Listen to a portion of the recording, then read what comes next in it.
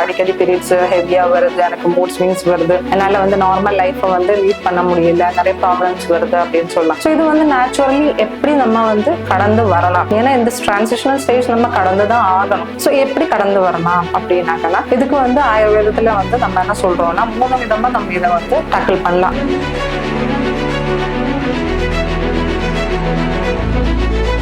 அடுத்து வந்து அந்த ஹாட் ஃபிளஷஸ், எல்லாருமே கம்ப்ளைண்ட் பண்ணக்கூடிய ஒரு ப்ராப்ளம் தான் ஹாட் ஃபிளஷஸ். பாடி எப்போ பார்த்தாலும் ஹீட்டாவே ஃபீல் பண்றோம் அப்படின்ட்டு. அதுக்கு வந்து வாரத்துல ஒரு 2 நாள், லேடிஸை பொறுத்த வரைக்கும் நம்ம செவ்வாய்க்கிழமை வெள்ளிக்கிழமை அப்படின்னு சொல்லுவோம், நல்லா நல்லெண்ணெயை டபுள் பாயிலிங் மெத்தட்ல சூட் பண்ணி பாடி ஃபுல்லா அப்ளை பண்ணி ஒரு 1/2 hour வெயிட் பண்ணி சுடு தண்ணியில குளிச்சுட்டாங்கன்னா நமக்கு அந்த ஹாட் ஃபிளஷஸ் அது வந்து நம்ம நிறைய வந்து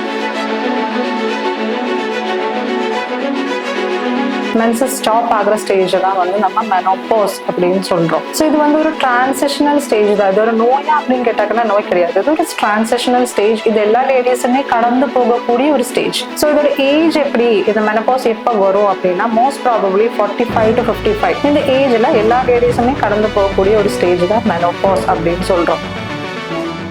வணக்கம், நான் டாக்டர் ஷியாமா. நான் வந்து ஹரித்ரா ஹோலிஸ்டிக் ராயல் ஆயுர்வேதிக் ட்ரீட்மெண்ட் சென்டர்ல வந்து ஆயுர்வேதிக் பிசிஷியனா இருக்கேன். இன்னைக்கு இப்போதைக்கு நம்ம என்ன டாபிக்கை பத்தி பேசுறோம் அப்படின்னாக்கா மெனோபாஸ் இல்லைன்னா ஆர்த்தவ விராமம், இல்லைன்னா நம்ம பீரியட்ஸ் வந்து ஸ்டாப் ஆகுற அந்த ஒரு ஸ்டேஜ் தான் வந்து மென்சஸ் ஸ்டாப் ஆகுற ஸ்டேஜ் தான் வந்து நம்ம மெனோபாஸ் அப்படின்னு சொல்றோம். ஸோ இது வந்து ஒரு டிரான்சிஷனல் ஸ்டேஜ் தான். இது ஒரு நோயா அப்படின்னு கேட்டாங்கன்னா நோய் கிடையாது, இது ஒரு டிரான்சிஷனல் ஸ்டேஜ். இது எல்லா லேடிஸுமே கடந்து போகக்கூடிய ஒரு ஸ்டேஜ். ஸோ இதோட ஏஜ் எப்படி, இது மெனோபாஸ் எப்போ வரும் அப்படின்னா மோஸ்ட் ப்ராபபிளி 45 to 55 இந்த ஏஜ்ல எல்லா லேடிஸுமே கடந்து போகக்கூடிய ஒரு ஸ்டேஜ் தான் மெனோபாஸ் அப்படின்னு சொல்றோம். இப்போ ஆயுர்வேதத்துல பார்த்தாங்கன்னா வாத காலம், கஃப காலம், பித்த காலம் அப்படின்னு சொல்லுவோம். ஸோ ஒரு குழந்தை பிறந்துடுச்சுன்னா அந்த 0 to 16 years வந்து நம்ம பாலாவஸ்தா அப்படின்னு சொல்லுவோம். ஸோ அந்த டைம்ல வந்து கஃப தோஷம் அதிகமா இருக்கும். அதுக்கப்புறம் 16 to ஒரு 40-45 அன்டில் 60 to 70 வரைக்குமே ரீப்ரொடக்டிவ் ஸ்டேஜ் அப்படின்னு தான் சொல்லுவாங்க. ஸோ அந்த ஸ்டேஜை வந்து பித்த காலம் அப்படின்னு சொல்லுவோம். ஸோ ஆஃப்டர் 60-70 வந்து ஓல்ட் ஏஜ், இது வந்து வாத காலம். ஸோ இந்த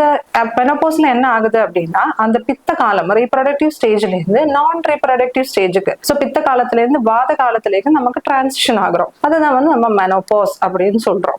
இதுல வந்து என்னென்ன லேடிஸ் வந்து என்னென்ன சிம்டம்ஸ் அவங்களுக்கு இருக்கும் மெனோபாஸ்ல அப்படின்னு பார்க்கலாம். இது வந்து ஃபர்ஸ்ட் 3 ஸ்டேஜஸ் இருக்கும் மெனோபாஸ். ஒன்னு வந்து பெரிய menopausal stage, menopause and post menopausal stage அப்படின்னு சொல்லுவோம். பெரிய மெனோபாஸ் அப்படின்னா நம்ம மெனோபாஸ் ஆகிறதுக்கு முன்னாடி அந்த ஒரு 1 year ஒரு 6 months to 1 year அவங்க ஒரு டிரான்சிஷனல் ஸ்டேஜ் போகும்னு சொன்னோம்ல. ஸோ அந்த டைம்ல நிறைய சிம்டம்ஸ் அவங்க கடந்து போக வேண்டியதா இருக்கும். ஸோ அதை வந்து நம்ம பெரிய மெனோபாஸ் அப்படின்னு சொல்றோம். மெனோபாஸ் அப்படின்னா 1 year வரைக்குமே நமக்கு பீரியட்ஸ் வரல அப்படின்னா நம்ம அது வந்து பீரியட் ஸ்டாப் ஆயிடுச்சு அப்படின்னு எடுத்துக்கலாம். ஸோ அதை வந்து மெனோபாஸ் அப்படின்னு சொல்றோம். போஸ்ட் மெனோபாஸ் அப்படின்னா மெனோபாஸுக்கு அப்புறம் இருக்கிற ஸ்டேஜ் வந்து நம்ம போஸ்ட் மெனோபாஸ் அப்படின்னு சொல்றோம். ஸோ இந்த பெரிய மெனோபாசல் ஸ்டேஜ்ல தான் நிறைய சிம்டம்ஸ் நம்ம பார்க்க முடியும். ஸோ அதுல மெயின் சிம்டம் அப்படின்னா ஹாட் ஃபிளஷஸ் அப்படின்னு சொல்லுவோம். என்ன இந்த ஹாட் ஃபிளஷஸ் அப்படின்னா எப்பவுமே லேடிஸ்க்கு வந்து ஒரு ஹாட் ஃபீலிங், பாடி வந்து ரொம்ப ஹீட் ஆகுற மாதிரி, தூக்கத்துல எல்லாம் வந்து அப்படியே வேர்த்து கொட்டி எழுந்திருக்கிற மாதிரி ஒரு ஃபீலிங் இருக்கும். ஸோ இதுதான் ஹாட் ஃபிளஷஸ் அப்படின்னு சொல்லுவோம். அடுத்து வந்து வெயிட் கெயின் ஏன் வருது அப்படின்னா இந்த மெனோபாசல் ஸ்டேஜ்ல வந்து ஓவரீஸ் வந்து ஈஸ்ட்ரோஜன் ப்ரொடக்ஷன் வந்து கம்மி பண்ணுவோம். ஸோ ஈஸ்ட்ரோஜன் ப்ரொடக்ஷன் கம்மி பண்ணும்போது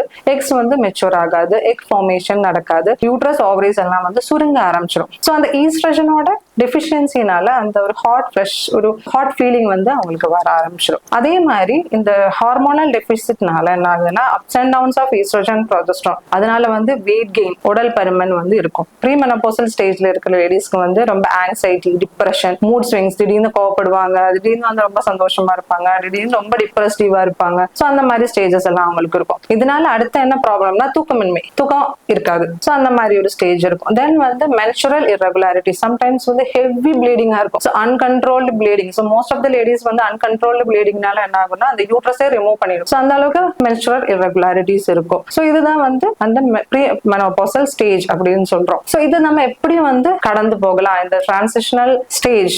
so most of the ladies வந்து இந்த ப்ரீ மெனோபாசல் ஸ்டேஜ்ல தான் வந்து டாக்டர்ஸோட அட்வைஸ் இல்லைன்னா என்ன பண்ணலாம், ஏன் எனக்கு இந்த மாதிரி எல்லாம் வருது, அடிக்கடி பீரியட்ஸ் ஹெவியா வருது, எனக்கு மூட் ஸ்விங்ஸ் வருது, என்னால வந்து நார்மல் லைஃப்பை வந்து லீட் பண்ண முடியல, நிறைய ப்ராப்ளம்ஸ் வருது அப்படின்னு சொல்லலாம். ஸோ இது வந்து நேச்சுரலி எப்படி நம்ம வந்து கடந்து வரலாம், ஏன்னா இந்த டிரான்சிஷனல் ஸ்டேஜ் நம்ம கடந்து தான் ஆகணும். ஸோ எப்படி கடந்து வரலாம் அப்படின்னாக்கா இதுக்கு வந்து ஆயுர்வேதத்துல வந்து நம்ம என்ன சொல்றோம்னா 3 விதமா நம்ம இதை வந்து டேக்கிள் பண்ணலாம். ஒன்னு வந்து டயட் மூலமா நம்ம டேக்கிள் பண்ணலாம், தென் எக்ஸசைஸ் எக்ஸசைஸ், தென் வந்து மெடிகேஷன்ஸ். ஸோ டயட் அப்படின்னு பார்க்கும்போது இது வந்து நம்ம ஓல்ட் ஏஜுக்கு நம்ம போயிட்டு இருக்கோம், அந்த ஸ்டேஜ் நம்ம தாண்டிட்டு இருக்கோம். ஸோ மெட்டபாலிசம் வந்து நமக்கு கம்மியா இருக்கும். ஸோ ஈஸியா டைஜஸ்டிவ் ஆகிற ஃபுட்டு, ரொம்ப ஹார்டா இருக்கிற ஃபுட் அவாய்ட் பண்ணலாம், ஆயில் ஃப்ரைடு ஃபுட்ஸ் அவாய்ட் பண்ணலாம், ஜங்க் ஃபுட்ஸ் அவாய்ட் பண்ணலாம், தென் கார்ப்ஸ் நிறைய அவாய்ட் பண்ணி protein rich, vitamin rich foods எல்லாம் நம்ம நிறைய எடுத்துக்கலாம். கால்சியம் ரிச் ஃபுட்ஸ், ஏன்னா தேய்மானங்கள் வரக்கூடிய காலம், அதனால கால்சியம் ரிச் ஃபுட்ஸ் ஆன மீன் அந்த மாதிரி எல்லாம் நமக்கு அதெல்லாம் நம்ம நிறைய எடுக்க ஆரம்பிச்சுக்கலாம். அதே மாதிரி எக்ஸசைஸ் அப்படின்னு பொறுத்தவரைக்கும் நமக்கு இந்த மூட் ஸ்விங்ஸ், ஆங்ஸைட்டி, டிப்ரெஷன், இந்த ஹார்மோனல் வேரியேஷனை வந்து நம்ம டேக்கிள் பண்றதுக்கு எக்ஸசைஸ் வந்து ரொம்ப உதவியா இருக்கும். So Hyder half an hour ஒரு வாக்கிங், இல்லைன்னா ஃப்ளோர் எக்ஸசைசஸ், இல்லைன்னா யோகா, சிம்பிள் யோகாசனாஸ் பார்த்தாங்கன்னா ஷவாசனம், தென் பாலாசனம், தென்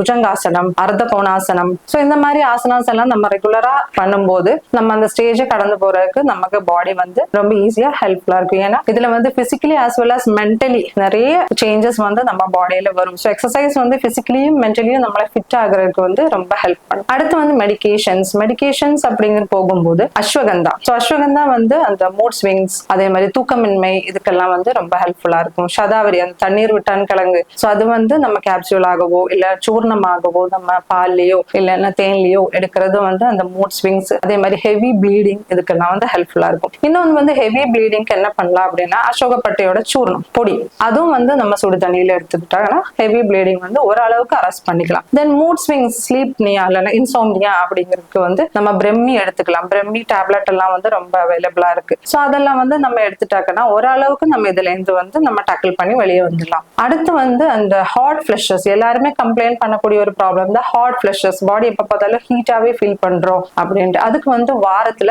ஒரு 2 நாள், லேடிஸை பொறுத்த வரைக்கும் நம்ம செவ்வாய்க்கிழமை வெள்ளிக்கிழமை அப்படின்னு சொல்லுவோம், நல்லா நல்லெண்ணெயை டபுள் பாயிலிங் மெத்தட்ல சூட் பண்ணி பாடி ஃபுல்லா அப்ளை பண்ணி ஒரு ஹாஃப் அன் அவர் வெயிட் பண்ணி சுடுதண்ணியில குளிச்சுட்டாங்கன்னா நமக்கு அந்த ஹாட் ஃபிளஷஸ் அது வந்து நம்ம நிறைய வந்து அதுல இருந்து வந்து வெளியே வரலாம். ஸோ ஆயில் மசாஜ், அதே மாதிரி நம்ம ஈஸியா டைஜஸ்ட் பண்ற ஃபுட்ஸ், எக்ஸசைஸ், தென் ஈஸிலி அவைலபிள் மெடிகேஷன்ஸ், இதெல்லாம் வச்சு நம்ம வந்து மெனோபாஸ் இல்லைன்னா பெரிய மெனோபாஸ் அப்படிங்கிற ஸ்டேஜை வந்து நம்ம கடந்து போகலாம். ஸோ மெனோபாஸ் ஆன உடனே என்ன ஆகும்னா நம்ம கர்ப்பப்பையும் அதே மாதிரி சினப்பையெல்லாம் சுருங்க ஆரம்பிச்சிடும். அந்த ஈஸ்ட்ரோஜன் தான் அது வந்து அந்த சின முட்டையை வந்து நமக்கு அந்த மெச்சூர் ஆகி கொடுக்குறோம். ஸோ அந்த ஈஸ்ட்ரோஜன் லெவல்ஸ் வந்து இந்த மெனோபாஸ் டைம்ல வந்து சுத்தமா குறைஞ்சிரும். ஸோ டிக்ரீஸ்ட் ஈஸ்ட்ரோஜன் லெவல்ஸ்னால நமக்கு ஆட்டோமேட்டிக்கா அந்த ரீப்ரொடக்டிவ் சைக்கிள்ங்கிறதே இருக்காது. ஸோ ஆட்டோமேட்டிக்கா வந்து சினப்பை அதே மாதிரி கர்ப்பப்பை எல்லாமே சுருங்க ஆரம்பிச்சிடும். இதனால நமக்கு கட்டி அந்த மாதிரி எல்லாம் ஃபார்ம் ஆகாது. பட் இந்த ப்ரீ மெனோபாசல் ஸ்டேஜ்ல நமக்கு அந்த ஹார்மோனல் ஃபிளக்சுவேஷன் நான் சொன்ன நிறைய சிம்டம்ஸ் நம்ம கடந்து போக வேண்டியதா இருக்கும். அந்த டைம்ல நம்ம கரெக்டா அந்த பிசிக்கல் அண்ட் மென்டல் சேஞ்சஸை வந்து நம்ம கரெக்டா வந்து இது பண்ணல அப்படின்னா அந்த டைம்ல தான் நிறைய பேருக்கு வந்து இந்த யூட்ரஸ்ல கட்டி வர்றது, கேன்சர் வர்றது, ஸோ இந்த மாதிரி பிரச்சனைகள் எல்லாம் அந்த டைம்ல தான் வரும். ஸோ இந்த ஸ்டேஜை வந்து நம்ம கரெக்டா